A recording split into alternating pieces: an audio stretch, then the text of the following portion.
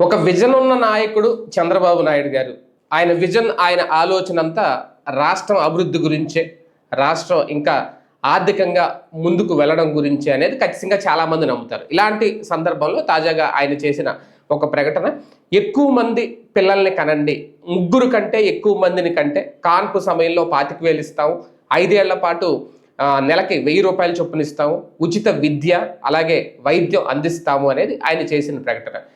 అంటే ఒక ముఖ్యమంత్రి ప్రకటన చేశారు కాబట్టి ఎంతవరకు ప్రజలు తమ ఆలోచన మార్చుకుంటారు. ఫ్యామిలీ ప్లానింగ్ అనేది వాళ్ళ కుటుంబ పరిస్థితులను, వాళ్ళ కుటుంబ ఆర్థిక స్థితిగతులు ఆధారంగా తీసుకునే నిర్ణయం.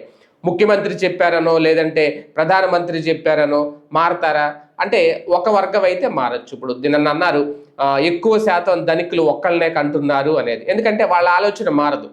పేద ప్రజల ఆలోచన మారచ్చు. 25,000 ఇస్తారు కాన్పు సమయంలో అనేది వాళ్ళు ఆలోచించి ఇంకొకళ్ళు కనొచ్చు. కానీ తర్వాత వాళ్ళ భవిష్యత్తు ఏంటి అనేది ఒక ప్రశ్న.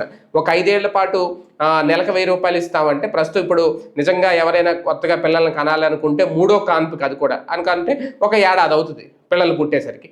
తర్వాత ఇంకా ఈ ప్రభుత్వం ఉండేదే ఇంకో 3 ఏళ్ళు. తర్వాత మళ్ళీ ఇదే ప్రభుత్వం అధికారంలోకి వస్తే ఈ ప్రక్రియ కంటిన్యూ అవుతుంది. లేదంటే తర్వాత ఆ పిల్లల భవిష్యత్తు ఏంటి, వాళ్ళ బాగోగులు ఎవరు చూసుకుంటారు, వాళ్ళ ఆర్థిక పరిస్థితి బాగా ఉంటే తల్లిదండ్రుల ఆర్థిక పరిస్థితి ఓకే, లేకపోతే ఏంటి, ఇలాంటి రకరకాల విమర్శలు అయితే వస్తున్నాయి. కానీ ఇదే గేమ్ చేంజర్ అంటున్నారు చంద్రబాబు నాయుడు గారు.